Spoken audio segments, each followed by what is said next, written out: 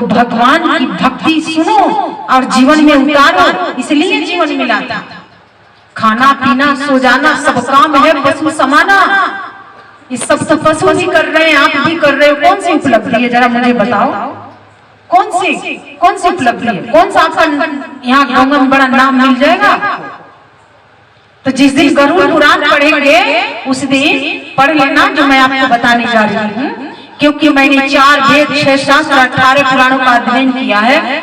कुछ भी आप मेरे से पूछेंगे मैं यहाँ से आपको बहुत आसानी से बता दूंगी, बिना देखे बताओ, क्योंकि मैंने अपना अध्ययन किया है, किसी और का अध्ययन नहीं किया है।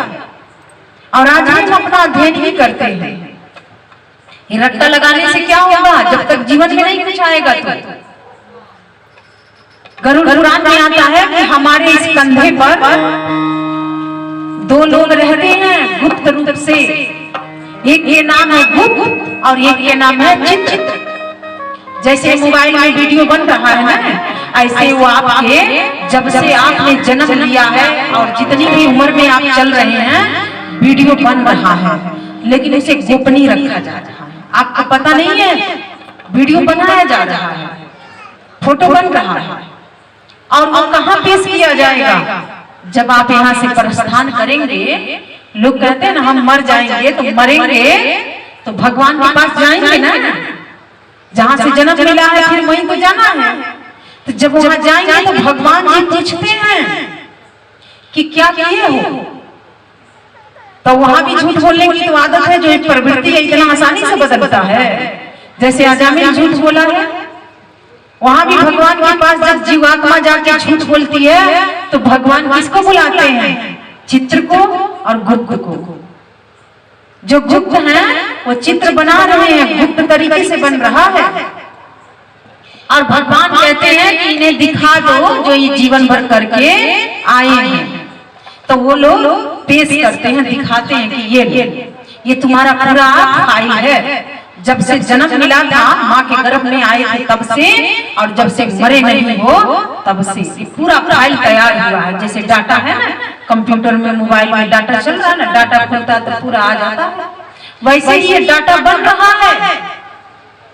जाओ तब आपसे पूछा जाएगा, आज नहीं, क्योंकि भगवान आपको आजाद करके भेजा है कि जाओ कर्म करना, लेकिन हिसाब तो मैं ही करूंगा।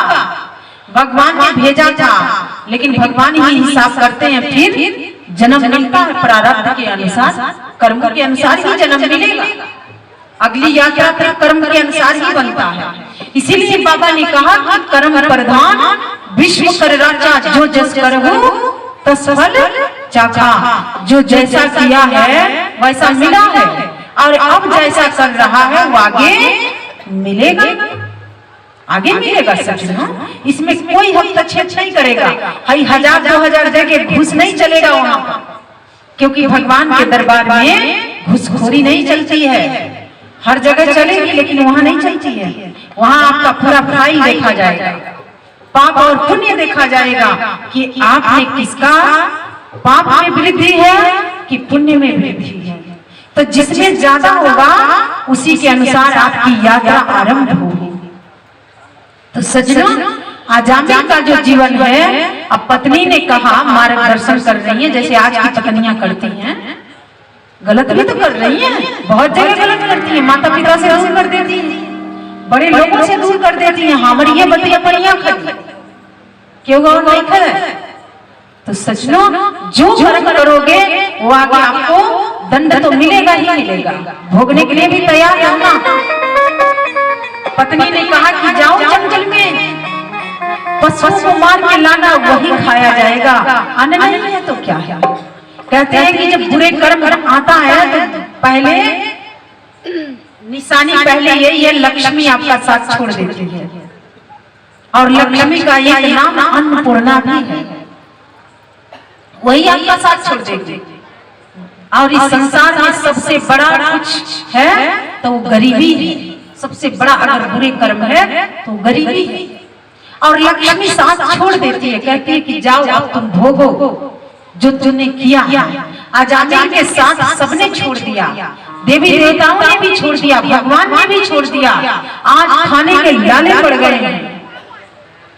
पत्नी की आज्ञा उसने स्वीकार किया और गया। और जब जाता है तो जंगल में जो पशु होते हैं उनको मारता है और ले आता है घर में पका के वही खाते हैं सब। मांस का भक्षण कौन करता है? इंसान तो नहीं कर सकता। इंसान के लिए भोजन नहीं बनाया गया है। ये वो लोग करते हैं जो असुर होते हैं, क्योंकि उनको मांस मदिरा बहुत अच्छा लगता है। आज गुरु विस्मृत हो गया, गुरु भूल गया है, लेकिन भगवान को गुरु भी कहा जाता है। भगवान श्री कृष्ण जगत गुरु है कि नहीं? जगत गुरु कहा जाता है। तो आज गुरु को भी भूल गया है। भगवान शिव परम गुरु हैं, उनको भी भूल चुका है। तो आइए भजन के माध्यम से श्रवण करते हैं कि गुरु को कैसे याद किया जाता है, गुरु को अपने हृदय में कैसे स्थान दिया जाता है। के खोली कपट केवड़िया हो सतगुरु बिन साहेब, नैहर में कुछ ना सीखली। आगे क्या था? देखिए भैया ने सुना था, आप लोगों ने नहीं सुना था। नैहर में कुछ ना सीखली, ससुरा में भैली फुहरिया हो सतगुरु बिन साहेब, के खोली कपट केवड़िया हो सतगुरु बिन साहेब। क्योंकि आप लोग भोजपुरी बोलते हैं तो हम लोगों ने सोचा कि यही भजन होगा। तो सजनों, अब सास ही बुरी लगती है, अब सास सिखाती है तो गलत हो जाती है ना, होता है कि नहीं? और ये आज से नहीं कई सालों से एक सीरियल चल रहा है, सास और बहू चल रहा है ना। कितने महिलाएं देखती हैं? जरा हाथ उठा के बताइए तो ईमानदारी से बता दीजिए। कुछ भाई लोग देख रहे हैं, उनको भी तो पता चलता है आप क्या देखती हैं। तो उस सीरियल है सास और बहू। ये बात इसलिए कह रही हूँ क्योंकि उसमें तो एक्टिंग किया गया है, सास ने एक्टिंग किया है, बहू ने एक्टिंग किया है। लेकिन आपने देखा और आप अपनी सास के प्रति ऐसा भाव रखना शुरू कर दिए। बहू ने देखा तो सास के प्रति ऐसा भाव रखना शुरू कर दिया। अब बेशक सास की विचारधारा ऐसा नहीं है, लेकिन जब जब कुछ देखते हैं तो असर तो होता है। तो ये धीरे धीरे प्रचलन हुआ कि हमारे सास भी हमारे साथ गलत कर रही है, बेईमानी कर रही है। और सजनों, उसके बाद धीरे धीरे वृद्धाश्रम में पहुंचाना शुरू किया गया। तो आज आपकी सास है तो आप भी तो कल सास बनेंगे कि नहीं? बनेंगे ना। कन्या है, किसी के घर में एक पुत्री जन्म लेती है, फिर वो कन्या होती है, कन्या से कुमारी बनती है और कुमारी से देवी बनती है और देवी से श्रीमती बन जाती है और श्रीमती से माता बनती है और माता के बाद दादी बन जाती है। बनती है कि नहीं? अब देखिए है अकेली, लेकिन कितना उसके साथ जुड़ा हुआ, कितने रिश्ते जुड़े हैं। तो जो आज आप दे रहे हैं वही कल आपको भी मिलेगा। मिलेगा कि नहीं? मिलेगा ना। तो इसलिए सास बहू का सीरियल अब देखना कम कर दीजिएगा आप लोग, नहीं तो नैहर में कुछ ना सीखली, ससुरा में भैली फुहरिया हो सतगुरु बिनु साहेब। तो ये भगवान के लिए बताया जा रहा है। पलटूदास जी के शब्द है, वो कहते हैं कि नैहर मतलब अभी जो फिलहाल आप वर्तमान में जी रहे हैं। तो अभी नहीं कुछ सीखेंगे तो मर जाने के बाद क्या सीखेंगे? जब यहाँ से जाएंगे तो फुहरिया बन के न जाएंगे, फुहर बन के जाएंगे, जाएंगे कि नहीं? तो सजनों, हमें ये जीवन मिला है तो हमें ऐसा कुछ नहीं करना है कि हम जाएं और हमें अपना मुंह छुपाना पड़ जाए। कौन सा गांव का नाम है ये?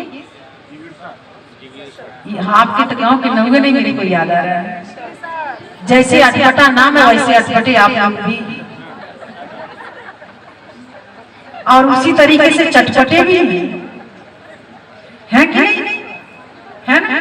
बड़ी अटपटा नाम आप लोगों ने अपने गांव का रखा है और बड़े अटपटे हैं भी आप, और उतना ही चटपटे भी हैं आप, है कि नहीं? तो के खोली कपट केवड़िया हो सतगुरु बिनु साहेब। आज मन ग्लानि से भर रहा है, किसका?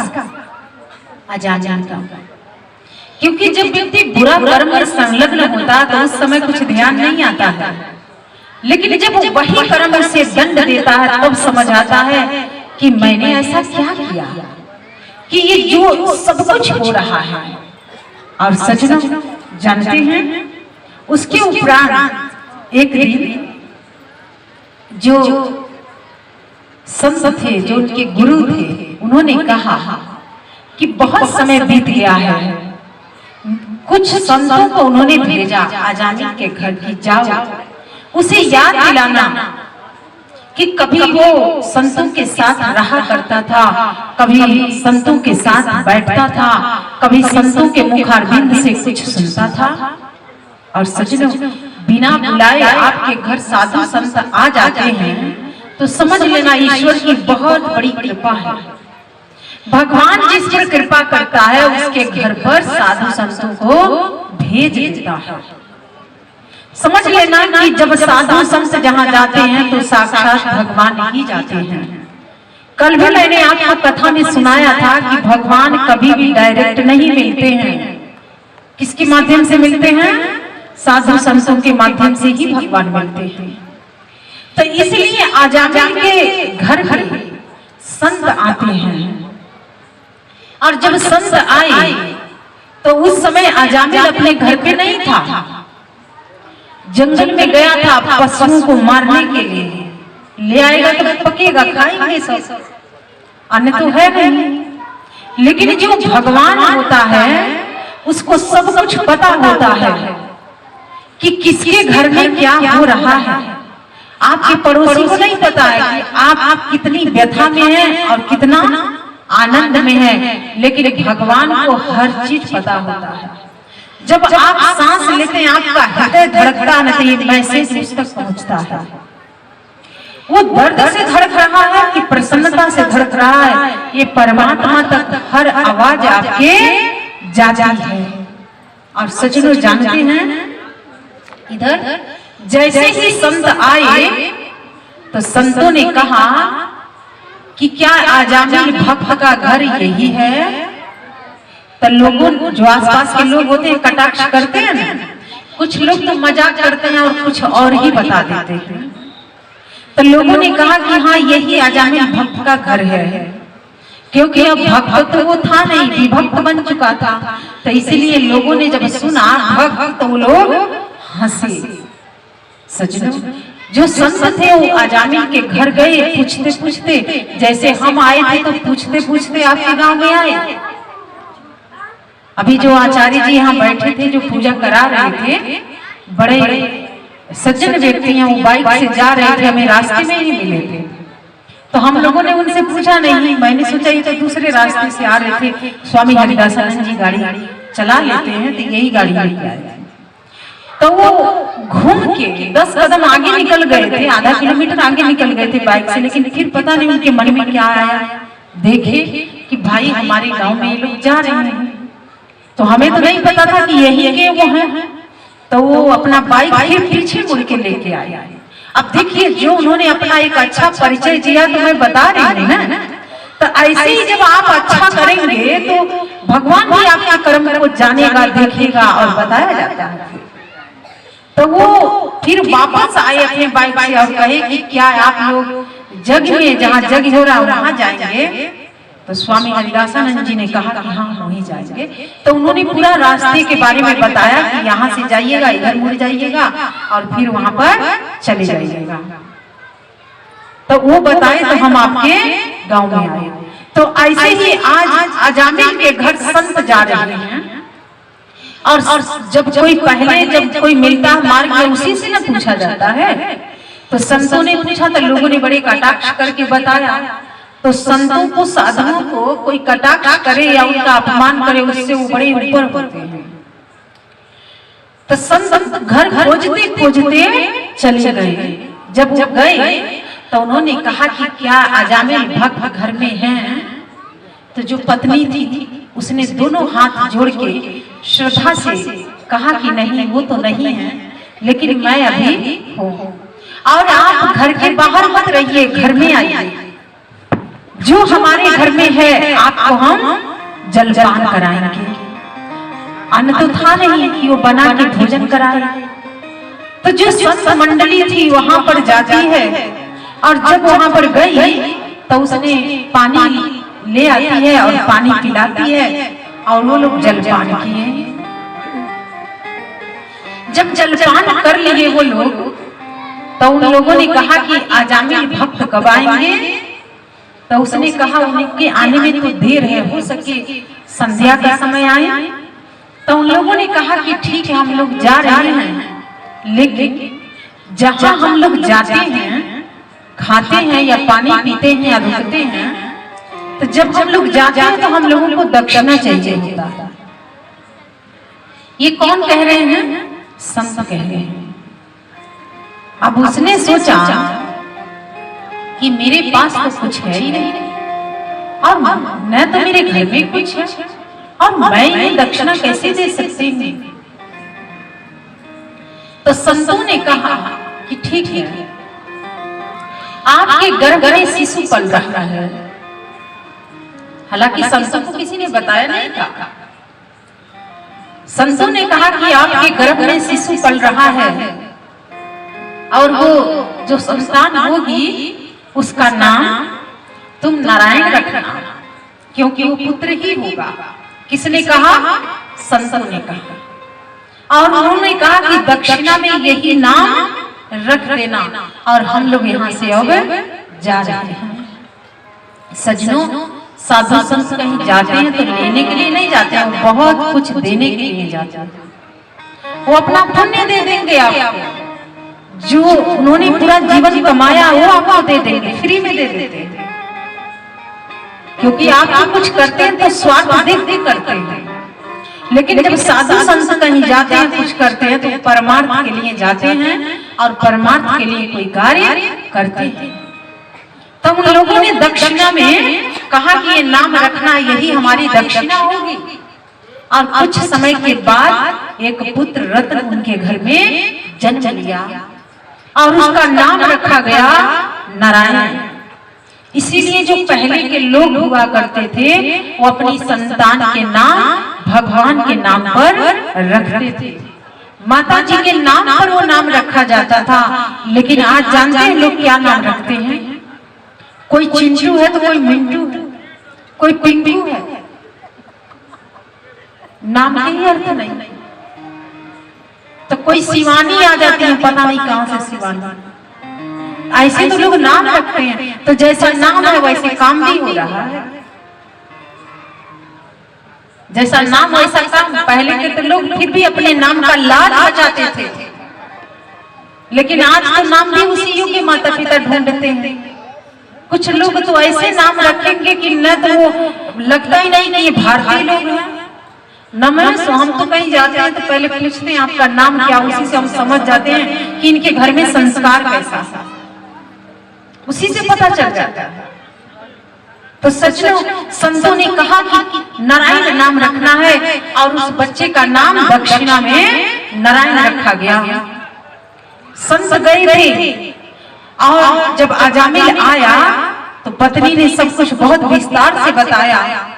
तो उसने बड़े अनुमान मन से कहा कि ठीक है रख लेंगे। तो सजनों, संगत से गुण आते हैं तो संगत से गुण जाता है। बाबा ने बहुत सुंदर लिखा कि गगने चढ़ी रज पौने प्रसंगा कीचहि नील नीच जल संगा। कि जैसे मिट्टी है हवा के संग करती है तो गगन की ऊंचाइयों को छू जाती है, लेकिन वही मिट्टी जब पानी का संग करती है तो कीचड़ बन जाती है। गगने चढ़ी रज पौने प्रसंगा कीचहि नील नीच जल संगा। आप जिसकी संगति में बैठते हैं वही चीज आप भी सीखते हैं। जहां आपका उठना बैठना होगा वही चीज आपके घर में भी आएगा। आज संत गए थे तो संतों ने एक नाम दे दिया कि नारायण नाम रखना। कुछ ही समय रुके थे, उसका असर हुआ नहीं। लेकिन सजनों, इधर बाबा आगे भी कहते हैं, दोहा है ये कि गगने चढ़े रज पौने प्रसंगा कीचहि नील नीच जल संगा। साधु असाधु सनत सुखकारी सुमिरहि राम दीहिन गारी। कि साधु असाधु कौन है उसके भाषा से पहचान हो जाता है।